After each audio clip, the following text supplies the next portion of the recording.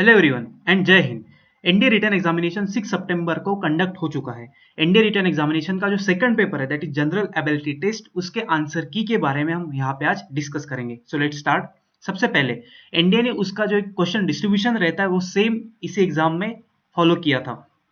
That is English में सिर्फ 50 question आए थे, लेकिन हर सब्जेक्ट का डिफिकल्टी लेवल अलग अलग था। जैसे कि आप देख पाते हो,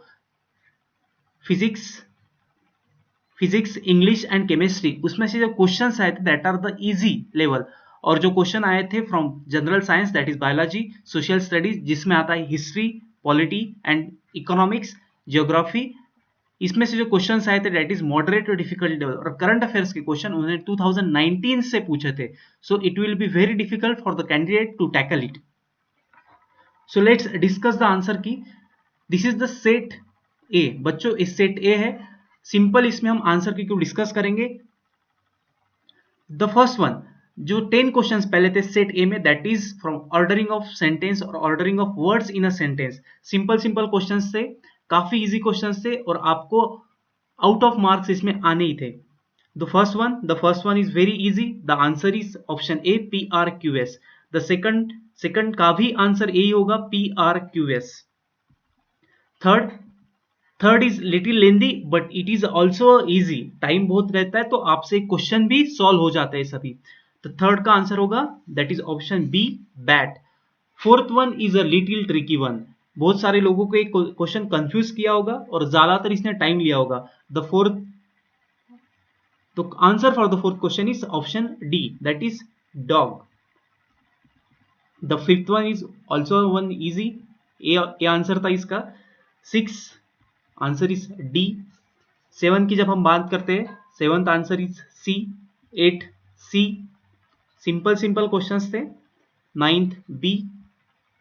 10th इज D1। इसके बाद में जो क्वेश्चंस आए थे दैट इज एंटोनिम्स। एंटोनिम्स सबसे इजी वाले पूछे थे उन्हें। यस डेफिनेटली काफी एक दो ऐसे एंटोनिम्स थे वो थोड़े ट्रिकी थे, लेकिन मैक्सिमम एंटोनिम्स जो थे they are the easiest one. Absently का एंटोनिम पूछा था। सबको पता है अब्सेंटली यानी वहां पे प्रेजेंट नहीं होगा, यानी अलर्ट यानी होगा दैट इज कॉन्शियसली वो चीजें को सुन रहा है। So answer is B. 12th educated. Educated का जो सिनोनिम एंटोनिम्स होता है दैट इज इग्नोरेंट। इरिडिकेट यानी होता है scholar, so it is not the answer. 13 that is trivial. Trivial is unnecessary things. पूछा किसके था, इंपॉर्टेंट थिंग के बारे में पूछा था, so trivial is the correct option here. 14 तो बहुत इजी था। 14 आंसर इज स्टाल। स्टाल यानी होता है स्टेडी, मुंह का एंटोनिम्स। 15 एक्सप्रेस यानी किसी चीज को बताना। कॉन्सील यानी किसी चीज को छुपाना, सो answer is D. 16 warmer, that is the bonus from UPSC, colder. 17 concern. Concern यानी ऐसा होता है साइंटिस्ट के बारे में पूछा था, दैट इज थिंकिंग करना। And the correct one is indifferent. Okay, to think to express का जो एग्जैक्ट ये थोड़ा डिफिकल्ट लेवल का था, इसका आंसर था बी। 18 डिबेट, लोग झगड़ा करते हैं, एंड एग्रीमेंट, लोग वहां पे एक ही पॉइंट पे आ जाते हैं। सेंसिटिविटी ये भी थोड़ा नॉर्मल लेवल का था, मॉडरेट लेवल का हो जाएगा। Impervious is the correct answer for the question 19। 20 huge, that is also bonus from UPSC, tiny. इसके बाद में आते हैं सिनोनिम। सिनोनिम्स में थोड़े क्वेश्चंस मॉडरेट टू डिफिकल्ट गए थे, लेकिन काफी सारे ऐसे क्वेश्चंस थे जो इजीली आ जाते थे। डिओस, डिओस it is the confusing one. Divorce यानी एक ऑफिशियल स्टेटमेंट होता है, लीगल स्टेटमेंट। ऑफिशियल स्टेटमेंट के लिए जो वर्ड यूज होता है that is the annulment. Okay, detachment is not a word most correct here. Gentle one is a person who is liked by others, and it is the correct option for the synonyms for the gentle is amiable. Next, bounce back. Bounce back you know, bounce back in the sense, अगर फिर से recoils is the correct answer. यहाँ पे जैसे guns recoil होता है load करने के बाद में या फिर गन शॉट देने के बाद में, सेम यहाँ पे होता है bounce back. Bounce back is recoil. Synonyms, execute, execute यानी किसी टास्क को कंप्लीट करना यानी अकम्प्लिश करना। 15 इट विथ इक्विनिमिटी, ये थोड़ा डिफिकल्ट लेवल था। इसका मीनिंग होता है काम। काम यानी यहाँ पे एक सेमी सिनोनिम्स इसका होगा patiently. Futile, futile in the sense इसका होता है यूजलेस, ये भी थोड़ा मॉडरेट लेवल का था, दैट इज पॉइंटलेस, इसका मीनिंग सेम ही होगा, दैट इज यूजलेस और pointless. He was too cunning for her, ये भी थोड़ा डिफिकल्ट लेवल का ही था, इसका सही आंसर होगा Doge. The action is crucial one, it is not a difficult level but a confusing one, इसका आंसर था moments. Primitive is not the correct answer, सब बच्चों को ही लगा होगा प्रिमिटिव एट, इसका मीनिंग होता है at initial stages, initial stages पे हम इसका थिंकिंग करते हैं। Into a frenzy, into a frenzy यानी मीडिया के बारे में डिस्कस किया था, दैट जो हल्ला मचाता है सभी, that is known as the frenzy things, that is burrs. The correct one is this option C. Last one for the synonyms is earning, इसका जो सही मीनिंग होगा that is hankering. Spotting the errors, they are all maximum इसमें जो थे that is from the preposition part. The first one 31 comprises of 6 houses, यहाँ पे of extra था, so option will be B. I look forward to meet, look forward के बाद में हमेशा एक ऑब्जेक्ट आता है जिसे नाउन एंड फिर प्रोनाउन देते हैं। To meet is a verb, so it is the incorrect one. 33 cope up with the, एक ऐसे था कोप अप कभी नहीं आता है, दैट इज कोप विथ हमेशा आता है, तो up is a redundant thing यहाँ पे।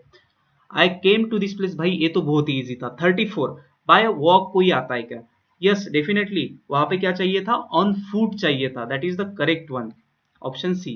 35 what is the time in your watch, what is the time by your watch हमेशा रहता है, नॉट इन। सो यूपीएससी ने ज्यादातर यहाँ पे फोकस किया प्रेपोजिशंस पे। 36 इज, यहाँ पे कोई भी एरर नहीं था, answer is D. 37 is also a simple one, that is plural form के बारे में पूछा था, डॉटर इन लॉज नहीं होते, डॉटर्स इन लॉज होता है। आई प्रीफर टू हमेशा आता है, so option is C, then यहाँ पे रिडंडेंट है।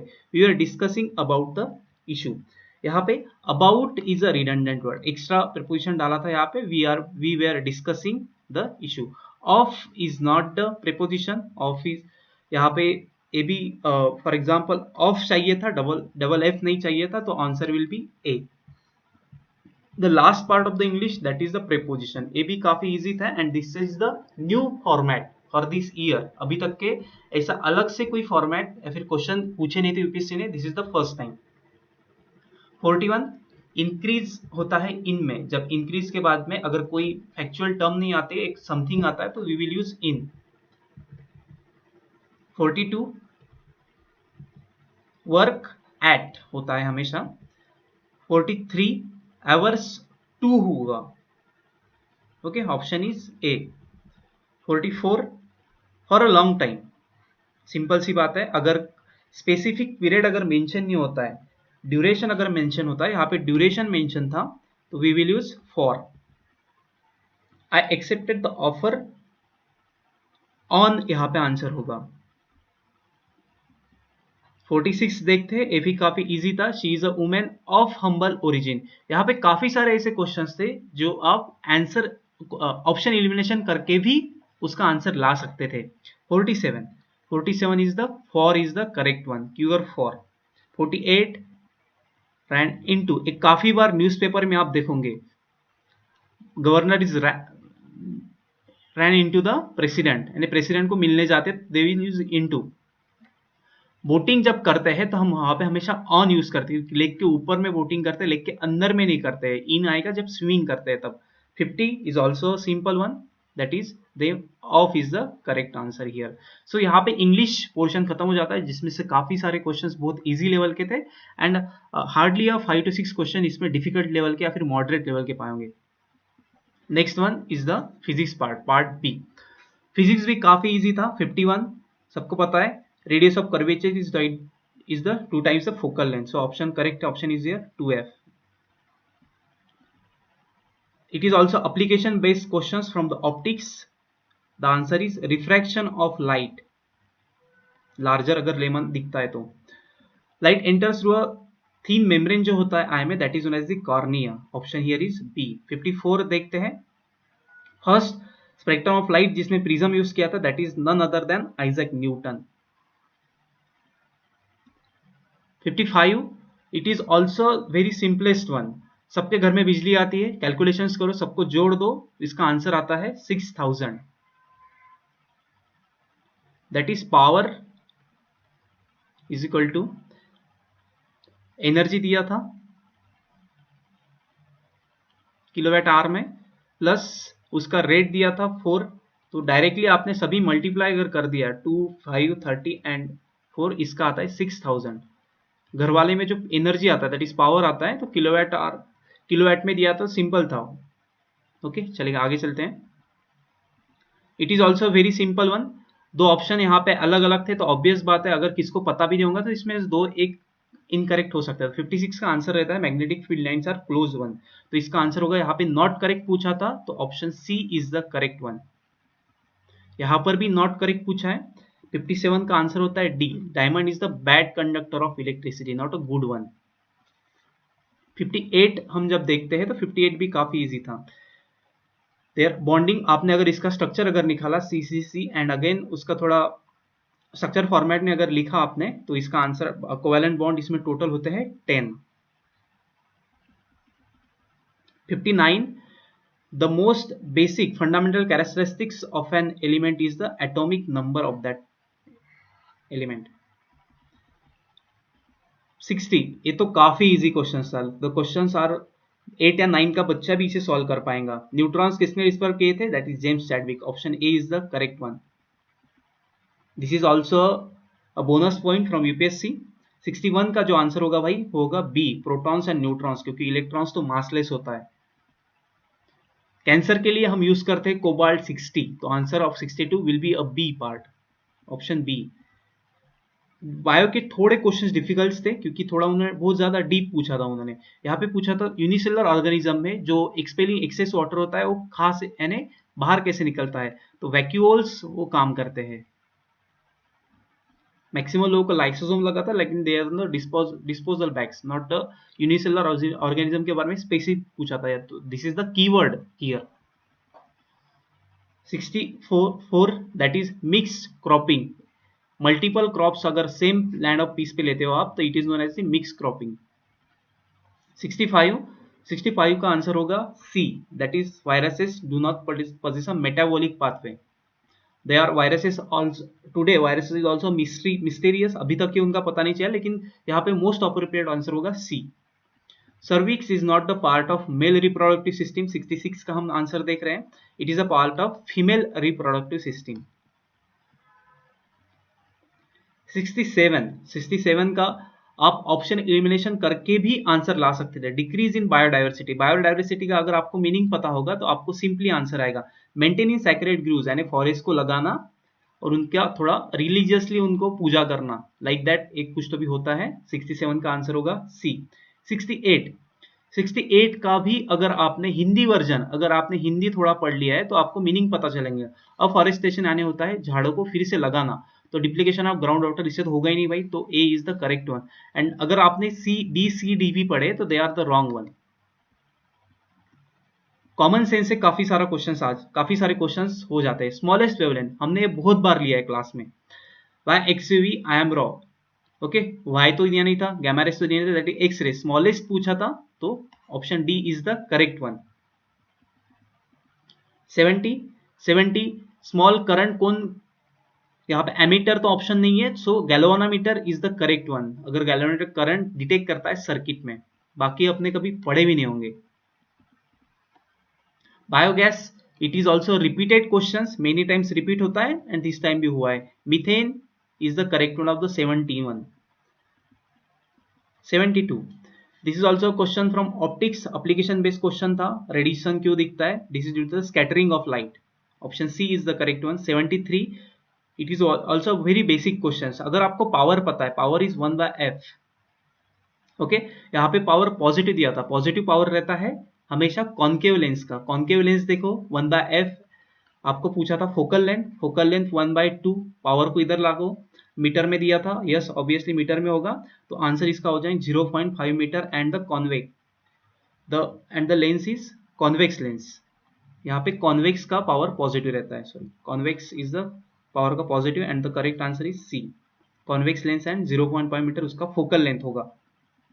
74 इज बेकरी प्रोडक्ट से रिलेट करता है। बेकरी प्रोडक्ट को स्पॉन्जी बनाने के लिए सिंपल सी बात है, हम वहां पे कार्बन डाइऑक्साइड जनरेट करते हैं सोडियम कार्बोनेट से, तो option will be A carbon dioxide.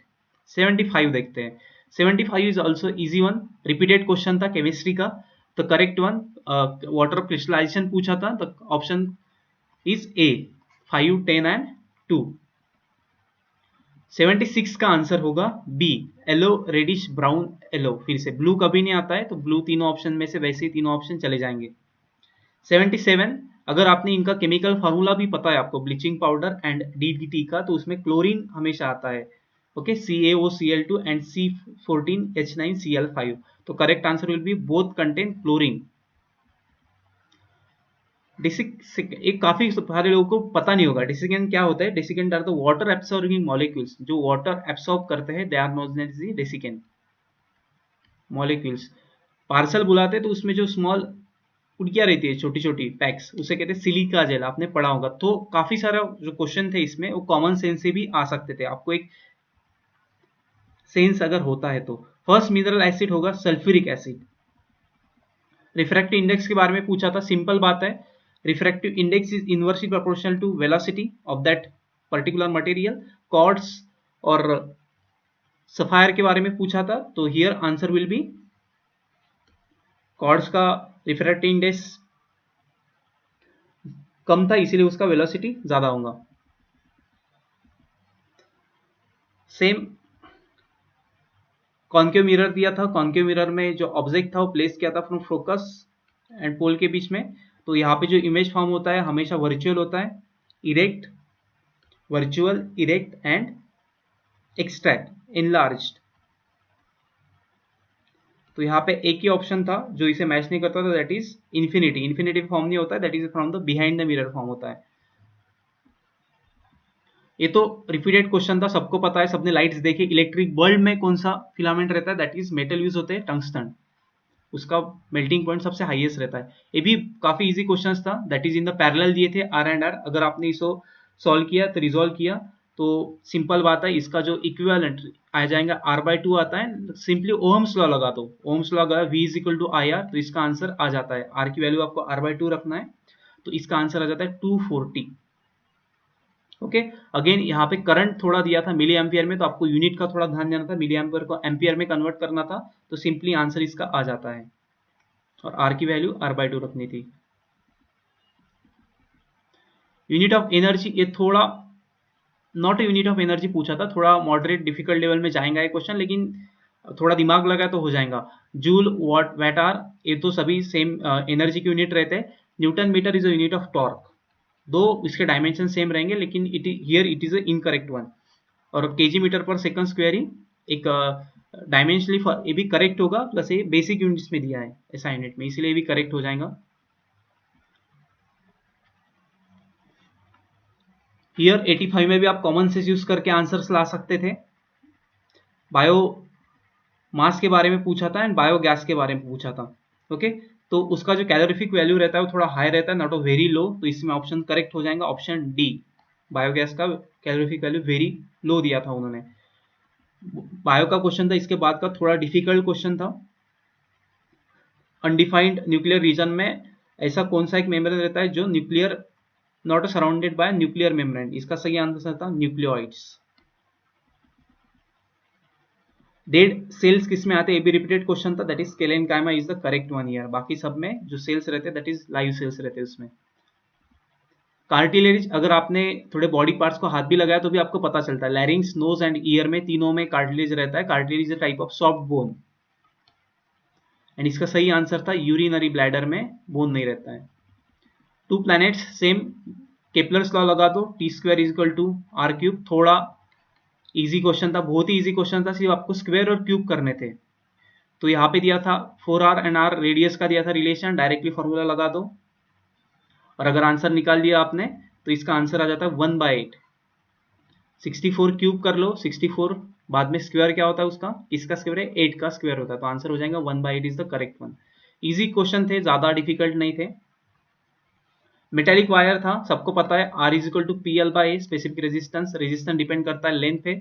अगर आपने इक्वल पार्ट्स इक्वल लेंथ में अगर उसको काट दिया तो रेजिस्टेंस भी हाफ हो जाएगा, सिंपल बात है, रेजिस्टेंस हाफ हो गया, बाद में उनको हमने कनेक्टेड इन पैरेलल किया तो इसका इक्विवेलेंट रेजिस्टेंस कितना हो जाएगा, अगर रेजिस्टेंस हाफ हो गया दोनों का तो it will be 10 ohm and 10 ohm, and parallel अगर आपने इसमें कनेक्ट कर दिया तो it will be a 5 ohm equivalent resistance का, तो आंसर विल बी सी। बहुत ही सिंपल क्वेश्चंस थे फिजिक्स के। 91 देखते हैं। 91 का जो आंसर होता है, इंटेंसिटी क्या होता है रेडिएशन का, जब अगर आपने एरिया अगर सरफेस एरिया अगर हाफ कर दिया तो इसका जो इनवर्स प्रोपोर्शन रहता है, so it will be get doubled. 91 92 फिर से आई वाला क्वेश्चन था, इमेज कहाँ पे फॉर्म होती है, स्क्रीन ऑफ द आई नजदीक रेटिना, तो 92 का सही ऑप्शन होगा रेटिना। 93 फ्रेमिंग्स लेफ्ट हैंड रूल लगा दो, थंब फिंगर प्रिंटर और कहाँ पे कैसे पॉइंट होता है, तो इसका सही आंसर होगा इनटू द पेज। काफी सारे बच्चों को आउट ऑफ पेज लगा था, लेकिन इसका 93 का फ्लेमिंग लेफ्ट हैंड रूल से आंसर होगा इनटू द पेज। 94 भी काफी इजी क्वेश्चन था, अबाउट साउंड के बारे में पूछा था, सबको पता है sound is a longitudinal wave not a transverse wave, तो इसका आंसर होगा B, B is the correct one. Short circuiting जब होता है, शॉर्ट सर्किटिंग जब होता है तब रेजिस्टेंस जीरो बन जाता है एंड करंट बहुत ही हाई होता है, तो इंक्रीज सस्टेनेबली करंट के बारे में पूछा था, सब्सटैंशियली इंक्रीज होता है करंट बहुत ज्यादा। चाक एंड मॉर्बर, उसका अगर आपको फार्मूला पता है तो ये भी बहुत इजी क्वेश्चन था, calcium carbonate, answer is B, 96 का आंसर इज बी। 97 सबको पता है, इलेक्ट्रॉनिक शेल्स, शेल का फॉर्मूला था 2n², अगर आपने नंबर ऑफ ए भी लगा दिया यहाँ पे, शेल भी रख दिया KLMN, सबको पता है बेसिक शेल्स होती है यहाँ पे, तो इसका आंसर हो जाएगा 32 is the correct one. 97 chemistry is very very easy. Vinegar, it is also repeated question, लेकिन थोड़ा ट्विस्टेड क्वेश्चन था, सबको एसिटिक एसिड पता था, एसिटिक एसिड का फॉर्मूला रहता है C3COOH, यहाँ पे 2 C थे, दैट इज इथेनॉल में 2 कार्बन्स रहते हैं, तो ऑप्शन यहाँ पे हो जाएगा ए 98 का। 99 प्रेशर के बारे में पूछा था, प्रेशर इज फॉर्मूला भी आपको पता है H ρHg, तो pressure is depend on height, तो यहाँ पे जो सही आंसर था that is answer B, question number 99 का आंसर सही आंसर होगा बी, कि प्रेशर हाइट पे डिपेंड करता है, बाकी किस पे भी डिपेंड नहीं करता है, जो ए सी एंड डी में दिए थे उनमें। साउंड वेव से फिर से एक क्वेश्चन आ गया, फिर से सिंपल है, सबको पता है sound needs is a material medium to travel, तो यहाँ पे वैक्यूम में तो हो ही नहीं सकती भाई ट्रैवल, तो आंसर इसका हो जाएगा डी 100 का। दीनदयाल पोर्ट, दीनदयाल पोर्ट होता है कंडला पोर्ट, जो फर्स्ट बना था गुजरात में आफ्टर इंडिपेंडेंस, इसका आंसर हो जाएगा B is the correct one.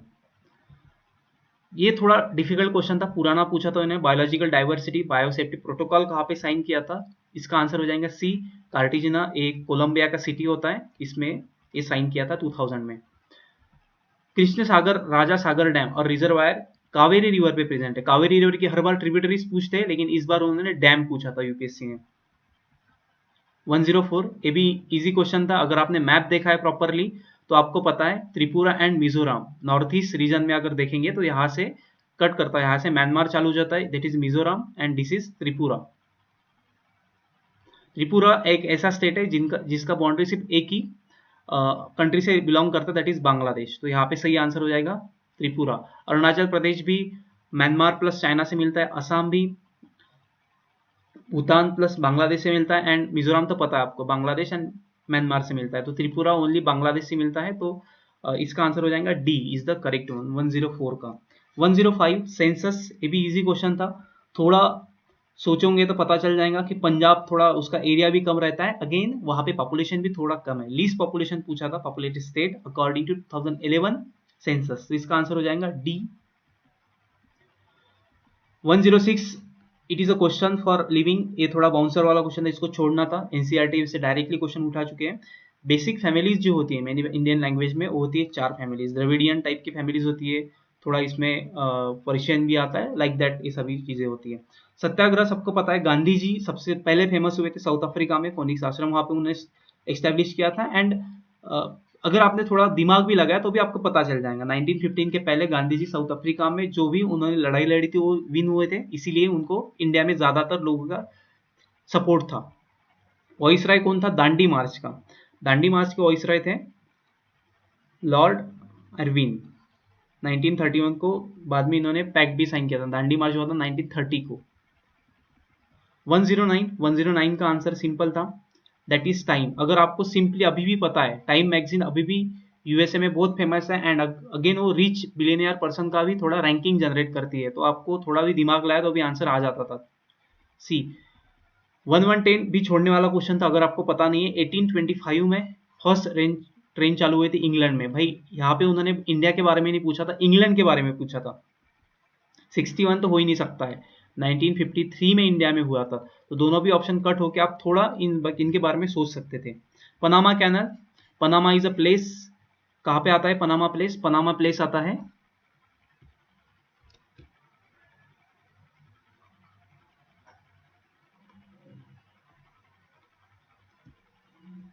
Latin America में पनामा प्लेस आता है। तो ये कनेक्ट किसको करता है? This connect the Atlantic Ocean and Pacific Ocean. South America and North America बीच में एक प्लेस प्रेजेंट है। एक अगेन कॉन्फ्रेंस पूछा था, दैट इज यूनाइटेड नेशन वाला। 51 लोगों ने एक एग्रीमेंट साइन किया था, वो कहाँ पे किया था? 1945 में सैन फ्रांसिस्को कॉन्फ्रेंस में किया था। ये भी क्वेश्चन अगर पता नहीं होगा तो छोड़ने वाला क्वेश्चन था। लैंड रिकॉर्ड्स, ये भी क्वेश्चन ऐसे था, इसमें पता ही नहीं भाई, पूरा ब्लैक रीजन था, ये भी आपको छोड़ने वाला क्वेश्चन था। 9 कैटेगरीज में हम लैंड रेवेन्यू जो रिकॉर्ड रहते हैं उसे मेंटेन करते हैं। ड्राई लैंड, ड्राई फार्मिंग कब होता है इंडिया में? यानी 21 प्लेस में होता है जहां पे रेनफॉल लेस देन 750 mm के नीचे होता है, यानी 750 mm के नीचे जहां पे होता है वहां पे ड्राई लैंड फार्मिंग होता है। यहाँ पे एक ही ऑप्शन था, सेंटीमीटर कन्वर्ट कर लो, option D is the correct one. 115 drop from category में कौन से आते? तो यहाँ पे थोड़ा कंफ्यूजिंग है और थोड़ा एक डिस्प्यूटेड क्वेश्चन है, सो इसके आंसर बी एंड डी दोनों भी हो सकते हैं, लेकिन अगर हम प्रॉपर गवर्नमेंट फॉर्मेट से जाए, अलग अलग स्टेट के अलग अलग होते हैं इसीलिए थोड़ा वेरी होगा। Third one option D is most of the state ये सुनते हैं, तो D one drop from area declare करने के लिए 30% अगर रेनफॉल कम होता है, इरिगेशन नहीं रहता तो वहां पे करते हैं। ओशियन करंट्स पूछते हैं बहुत बार, इस बार भी पूछा था, अगर आपने मैप भी देखा तो आपको पता चल जाएगा। Agulhas is a current in the Indian Ocean, और बाकी पूछा था Pacific Ocean, Oyashio Alaska and California are in the Pacific Ocean. Duration of monsoon June to सितंबर रहता है, 3 मंथ्स तक के रहता है मानसून इंडिया में, 3 मंथ्स, यानी ऑप्शन बी यहाँ पे करेक्ट हो जाएगा। 100 to 120 डेज तक मानसून रहता है। Yes definitely it is very fluctuating, but यहाँ पे जो करेक्ट वन था वो बी था। चाइना का क्लाइमेट पूछा था, सबको पता है चाइना ट्रॉपिक ऑफ कैंसर के ऊपर आता है, तो ट्रॉपिकल तो यहाँ पे ऑप्शन नहीं होंगे, ट्रॉपिकल अगर वर्ड आपको दिखा रहा है तो होंगे। टेम्परेट एंड सब ट्रॉपिकल, इसमें से टेम्परेट में एवरग्रीन फॉरेस्ट वहां पे पाए नहीं जाते, वहां पे ब्रॉडली फॉरेस्ट हमेशा पाए जाते हैं, तो इसका आंसर हो जाएगा ए, साउथ ईस्ट चाइना में सब ट्रॉपिकल क्लाइमेट होगा 118 का। 119 is also very simple, cold wind पूछा था, mistral is a cold wind जो यूरोपियन कंट्रीज में आता है, एंड जो बाकी 3 थे they are the hot winds. 120 settlement था, थोड़ा मॉडर्न हिस्ट्री वाला क्वेश्चन था, ये भी इजी था, अगर आपने क्वेश्चन अगर सही से पढ़ा है तो आपको आंसर आ जाएगा इसका। बाकी 3 जो थे वो कभी भी मैच नहीं हो पाएंगे, तो इसका आंसर हो जाएगा option B is the correct one. दामी नायक होय, दैट इज संथाला रिबेलियन से ये रिलेटेड था, बहुत ही अलग किस्म का क्वेश्चन पूछा था इन्होंने, तो इसका आंसर हो जाएगा ए। 1857 फैक्चुअल क्वेश्चन नहीं थे हिस्ट्री के क्वेश्चन थोड़े थिंकिंग वाले थे, थोड़ा माइंड लगाना था, ये भी क्वेश्चन इजी था। जो ब्रिटिश ने रिपीटेडली अपील किया था ऑल सेक्शंस को कि irrespective of caste and creed आप थोड़ा अलग हो जाइए, तो इसका ऑप्शन था सी 112 का। 113 दैट इज पंचशील के बारे में पूछा था। पंचशील इज एक आपके सिलेबस में पॉइंट दिया था, इंडिया और चाइना के बीच में होता है, लेकिन स्पेसिफिकली इन्होंने 5 पंचशील थे, 5 में से 5 एक नहीं दिया था। जो रॉन्ग पूछा था आपको, that is nuclear deterrence is the correct one, क्योंकि न्यूक्लियर स्टेट बाद में बना था इंडिया, तो पहले सोचने का कुछ रीजन नहीं था उस टाइम में। 1954 में ये पंचशील हुआ था। अभिनव भारत एक महाराष्ट्रियन बंदे ने सोचा था, वीडी सावरकर, वीर दामोदर सावरकर ने एस्टेब्लिश किया था अभिनव भारत। 125 यहाँ पे कीवर्ड्स था प्राइमरीली, सोलली अगर पूछे तो अलग था, सोलली अगर पूछा तो कैबिनेट मिशन प्लान था, प्राइमरीली अगर पूछा यहाँ पे तो यहाँ पे था Cripps proposal is the correct one. Okay, cabinet mission में solely, primarily in the sense कुछ इंडियंस होंगे, सोलली यानी पूरे इंडियंस ही होंगे कॉन्स्टिट्यूशन असेंबली में। ये थोड़ा करंट में चल रहा था इशू, इसीलिए था कनाडा में एयर पोल्यूशन बहुत ज्यादा हो चुका है, इसीलिए वहां पे एसिड प्रेसिपिटेशन बहुत ज्यादा होता है। Option B A is the correct one for 126। Option 127, Caspian Sea and Black Sea में कौन सा माउंटेन है, that is Caucasus mountain is the present here. 127 का आंसर होगा ए। 128, बागालियर, तुलशक्ति एंड सलाल। आपको अगर सलाल भी पता होगा तो इसका आंसर हो जाता है चिनाब रिवर पे ही सब प्रेजेंट है, तीनों दो रिवर्स पे ऐसा कोई अलग प्रेजेंट नहीं है। 129 भी इजी था, second option is the correct one. 1973 में नहीं हुआ था, 1971 में हुआ था। एंड यूनेस्को में बायोस्फीयर रिजर्व 4 ही है, नॉट ऑल बायोस्फीयर रिजर्व। ये भी थोड़ा इजी वाला क्वेश्चन था, अगर आपने प्रॉपरली इसके बारे में अगर सोचा रहता था तो B is the correct one. 130, map अगर आपने वर्ल्ड मैप देखा है तो आपको पता चल जाएगा, Syria, Jordan, Azerbaijan, they are the, उनको एक सी या फिर ओशियन का बाउंड्री होता है। Armenia is the landlocked country. तो option for 130 question the correct one is D, New Zealand. ये भी फैक्चुअल क्वेश्चन था, ये भी छोड़ने वाला क्वेश्चन था। Polynesia is the correct one, island इस पे न्यूजीलैंड बेस्ड है। 132 काफी पुराना वाला क्वेश्चन था, इसमें 1 2 3 सभी ऑप्शन सही है, तो इसका करेक्ट ऑप्शन होगा ऑप्शन डी। 123, आर्टिकल 79 पार्लियामेंट के बारे में पूछा था। पार्लियामेंट ऑफ इंडिया में तीनों भी आते हैं, house of people, council of state and president. Rajya Sabha, Lok Sabha and president तीनों भी आते हैं, तो इसका आंसर हो जाएगा option D 1 2 3। 5 year plan first launch किया था यूएसएसआर, दैट इज रशिया ने, बाद में इंडिया ने उसे देखा था। ये भी क्वेश्चंस आप थोड़ा लॉजिकली सॉल्व कर सकते थे कि नेहरू ज्यादा फेवर रशिया के थे। गरीबी हटाओ, दैट इज द नारा गिवन बाय इंदिरा गांधी, ये हुआ था 5th 5 ईयर प्लान में इनकॉर्पोरेट किया था इसको। Option B is the correct one for 135 question. 136, ये भी सिंपल वन था, अगर आपने थोड़ा कीवर्ड्स अगर देखे, सेकंड वर्ल्ड वॉर कब हुआ था, 1944 के बाद में। फर्स्ट 5 ईयर प्लान था इंडिया का 1951 में। तो ऐसे अगर ऑप्शन आपने देखा तो जो सी का 1, दो ही ऑप्शन में बी एंड सी, तो बी एंड सी में से एक ऑप्शन होगा। The correct one for the question 136 is option B, sustainable बाद में हुआ था 12 5 ईयर प्लान में। तो 137, 42nd अमेंडमेंट, थोड़ा सोचा तो ये भी आ जाता है, दैट इज इसका आंसर हो जाएगा B is the correct one. 97 amendment था and this is the 86th amendment. 138, common high court from state, दो स्टेट के लिए या फिर यूनियन टेरिटरीज के अगर कॉमन हाई कोर्ट अगर एस्टेब्लिश करना है तो उसके लिए हम पार्लियामेंट को लॉ पास करना पड़ता है, तभी वो हाई कोर्ट एस्टेब्लिश होता है। 138 का आंसर हो जाएगा ए इज द करेक्ट आंसर। 1928 थोड़ा कंफ्यूजिंग था, कमेटी ड्राफ्टिंग कमेटी के लिए कौन किस, जो कमेटी था हेड किसने किया था, तो ज्यादातर लोगों ने जवाहरलाल नेहरू यहाँ पे आंसर लिखा होगा, इसका आंसर है मोतीलाल नेहरू, उनके पिताजी ने एक कमेटी को हेड किया था। जसपाल सिंह पता नहीं है, छोड़ दो, इसका आंसर था डी, नॉट करेक्ट पूछा था उसमें भी। टिक्की मौसी, यहाँ पे करंट अफेयर चालू हो जाते हैं, जो काफी पुराने वाले पूछे थे। Tikki Mausi is a mascot for malnutrition. Option 141 question का आंसर हो जाएगा option B. World Tourism Day सितंबर में आता है, उसका जो करेक्ट आंसर होगा, 2019 का थीम पूछा था, tourism and job a better future for all. Option D is the correct one here. T centre 143 question, army exercise किसने कंडक्ट किया था, होस्टेड किया था, चाइना तो कभी करेगा नहीं इंडिया के साथ में, सो इसका सही आंसर होता है रशिया।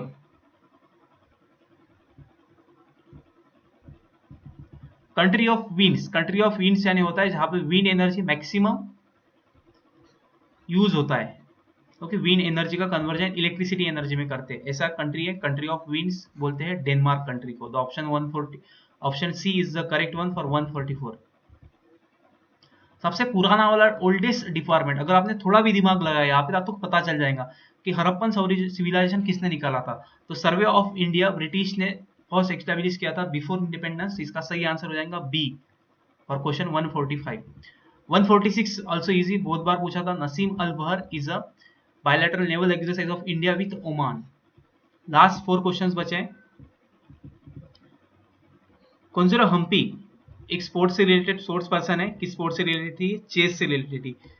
थोड़ा डिफिकल्ट है करंट अफेयर्स, सो आपने अगर 2-3 भी सॉल्व किए तो very good for you. Khelo India का मैस्केट क्या था? लाइक अ टाइगर ये था, उसका नाम था विजया।